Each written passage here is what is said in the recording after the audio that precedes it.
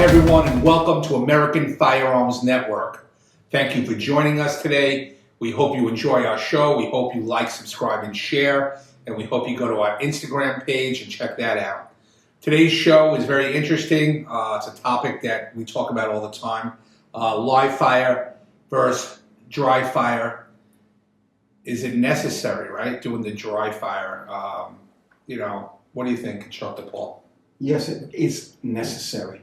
Agreed. I do not take anybody on the range unless I give them a few lessons of dry fire. It sets you up for making sure that you know exactly what you are doing and what's expected of you when you get to the range.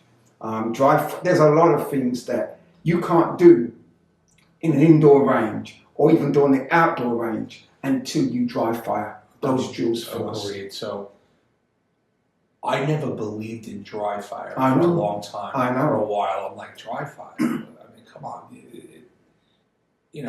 I know so many, right? It's so common, dry fire. It's common. It's like almost common sense. You have to dry fire, right? But I didn't believe it at one time. I would just go, when I had the ammunition, I would go in and I would train, and I would train, and I would train.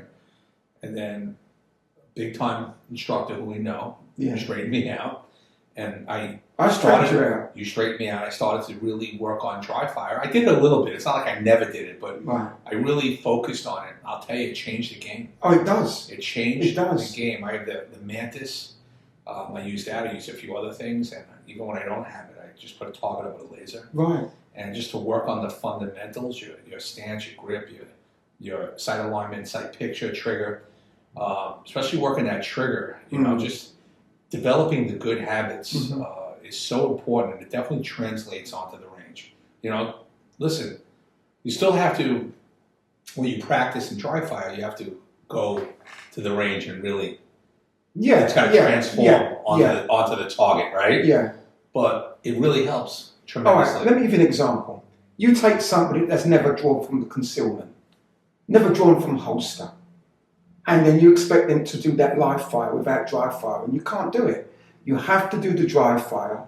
You have to be able to work with a timer eventually and be able to pick those skills up and pick them up very, very quickly and efficiently. And dry fire allows you to do it. It allows you to have confidence. Every single drill that I do on the range with clients, it's all done dry fire first by me. So I dry fire it first, and then I will bring it to the group, and then I'll dry fire it with them, and then we'll implement it when we're doing live fire. We both do that. We both do that. Yeah. We do our range days with our students. We always dry fire every single drill that we do. Right. And as you know, reholstering the guns is very, very dangerous, right? Yeah. There's been lots and lots and lots of accidental discharges from just reholstering your gun and not doing it correctly. Yeah. You have to be very, very careful.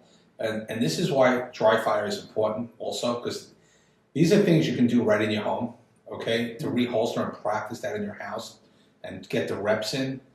I mean, it really is unbelievable, all the stuff that you can do in your home with dry fire, right? How about emergency reloads? Reloads, You do the reloads right in the house. I go right to the end of the bed so they don't fall on the floor. They drop right into the bed. I do that.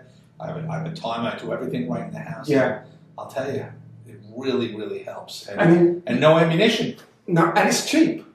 It's cheap. Yeah. No, and then you've got these little lasers that you can use, and you put these lasers in the gun, and you can use the laser on a little target like the Mantis you was talking about, and you can do wonders with that. But one thing I want to make sure and that we talk about is making sure that when you guys do dry fire, you make sure you do not have any ammunition in the area.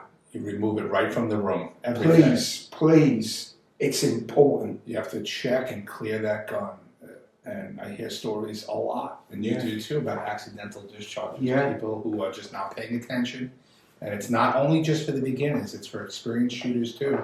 There's experienced shooters out there, and you're just not paying attention. Right? Maybe you have, a loaded magazine with one in the chamber, and you're putting it back in the case because you're too lazy to take it out or whatever reason. You forget, you're bringing 6, 7 guns to the range, and one's loaded, and you decide to take that one out and check it out, all of a sudden the alarm goes off. Exactly, You know what I mean? exactly. It happens all the time. Yeah. And it happens to experienced people. You need to pay attention, clear your gun, clear all ammo out of the room, and you have to spend some time with safety to making sure that there's no ammunition in your firearm, because don't think it doesn't happen.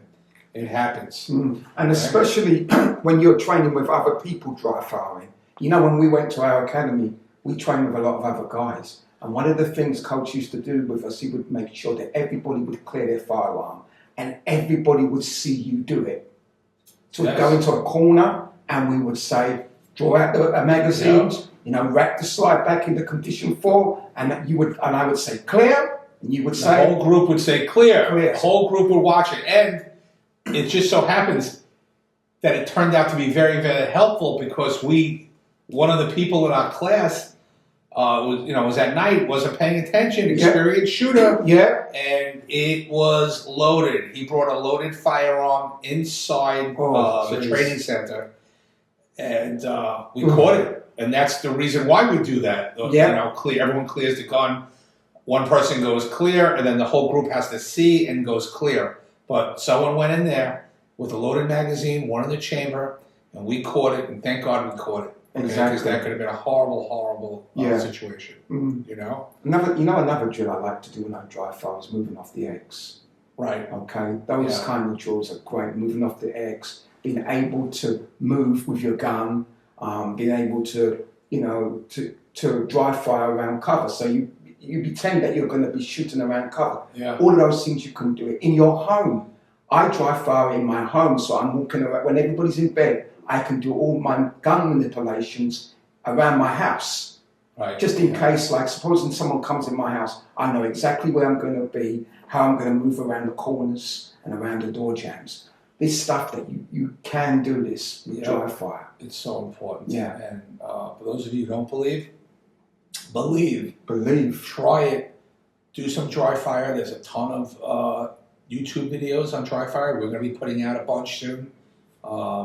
Come back and watch us, but there's so many videos on dry fire. Practice, do some of these dry fire drills, and you will definitely see a difference in your shooting, your accuracy, and everything else when you do it. You will see. Yeah, definitely.